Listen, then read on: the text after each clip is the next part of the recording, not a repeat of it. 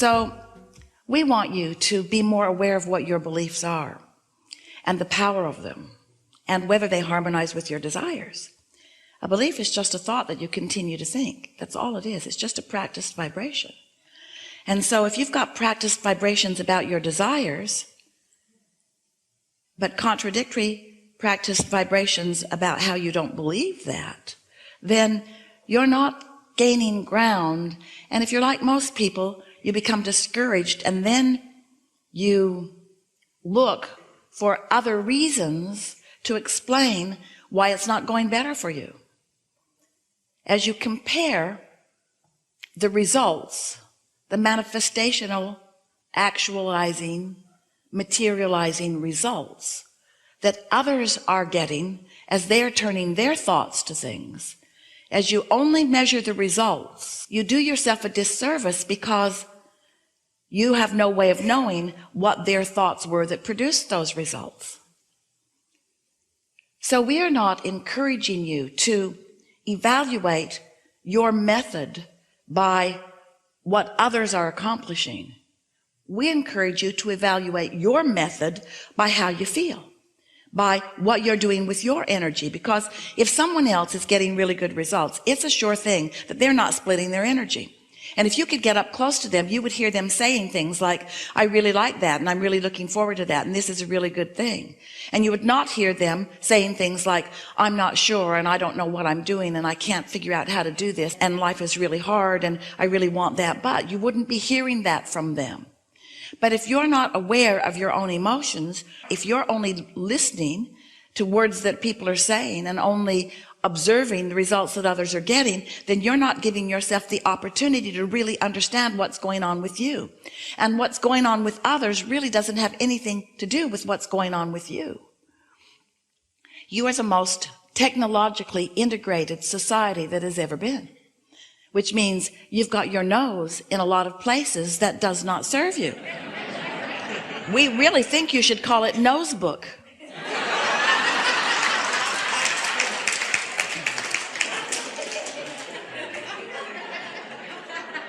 And so by giving so much of your attention to things that you don't have any control over really, you're just observing them, then you practice thoughts.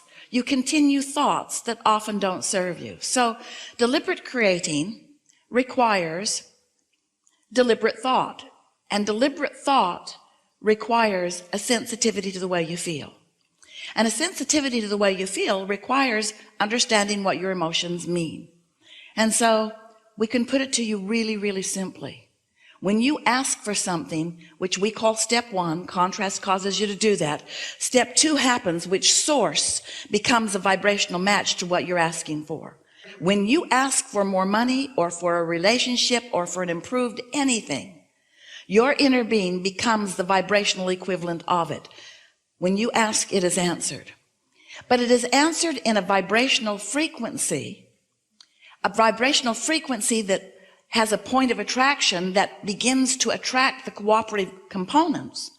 But unless you are in the same vibrational frequency, you're not privy to, you're not aware of, you're not part of, not quite yet, the awareness of the attraction of all of these cooperative components. So for a while, in order to get you to understand this vibrational world that we are wanting you to understand completely, we explained about step 1, you got that. We explained about step 2, it's answered. You didn't really get that because you couldn't understand why, if it was answered, why you couldn't see it yet. So we began to describe to you that it's happening, it's being answered in a vibrational realm, and you don't like that because it sounds like smoke and mirrors. It sounds like we're just trying to trick you into believing that you're getting what you want, even though you can't from your own resources see it. But we want you to understand that vibration precedes the manifestation. And once enough vibration is amassed, then it gets big enough and big enough and big enough that eventually you may begin to translate it through your own physical senses. So there's this vibrational reality that has amassed. It's so important that you believe in this vibrational reality. We gave it a name. We call it the vortex. The vortex of attraction is this swirling mass of energy that is bringing to it all things that you have asked for. Wrote a whole book about it so you'd think it was real.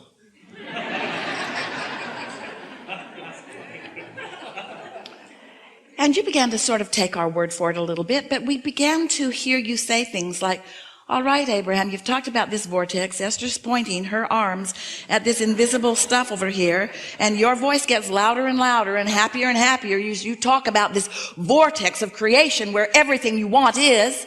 Just tell me, how do I get my stuff out of the vortex and into the bank? How do I get it out here where I can see it?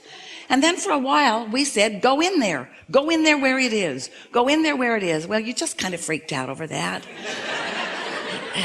We made imaginary doorways and walked through them. I'm in the vortex, you said, but none of you really believed the vortex, even though it is real. And we get it. You want to see it and hear it and smell it and taste it and touch it. You want to prove it through your own experience. And we want you to too. In fact, that's why you're here in these physical bodies. You came to be on the leading edge where thoughts do turn to things. You came to materialize ideas. Your earth was once a swirling mass of vortexual stuff that you couldn't see, and now it's something that scientists see and understand and measure.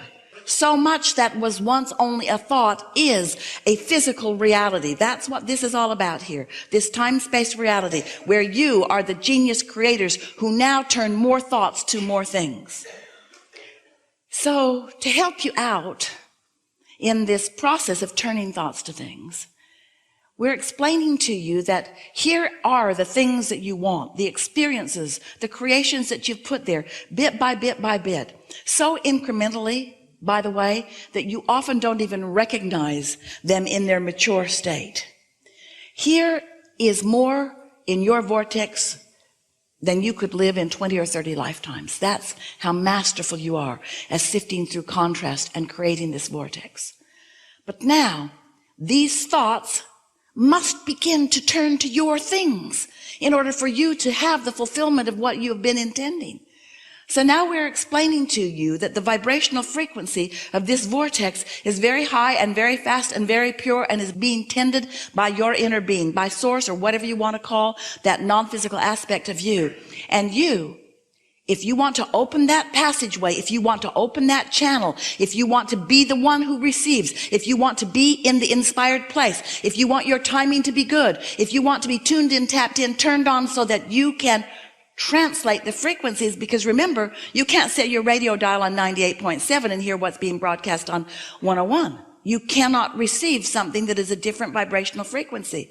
So you have to understand the frequency of your vortex, and you have to bring yourself to match that frequency.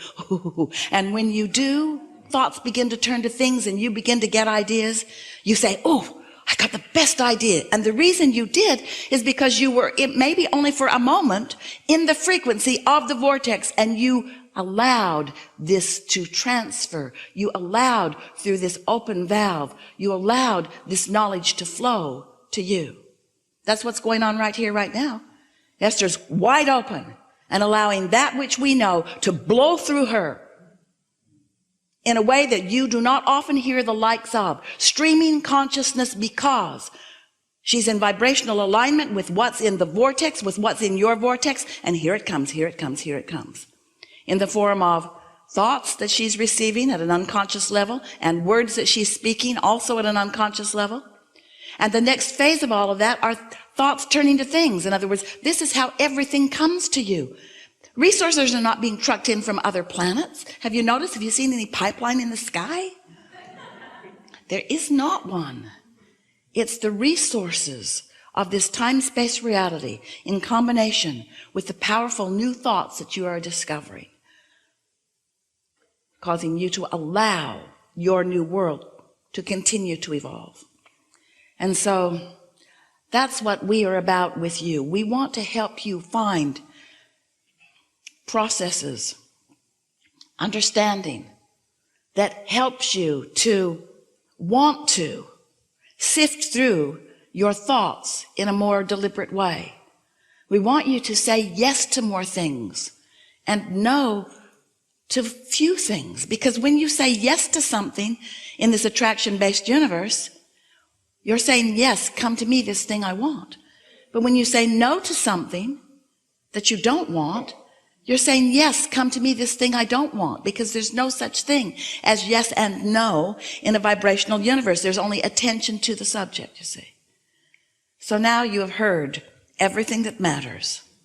You've heard everything that matters for you to live happily ever after.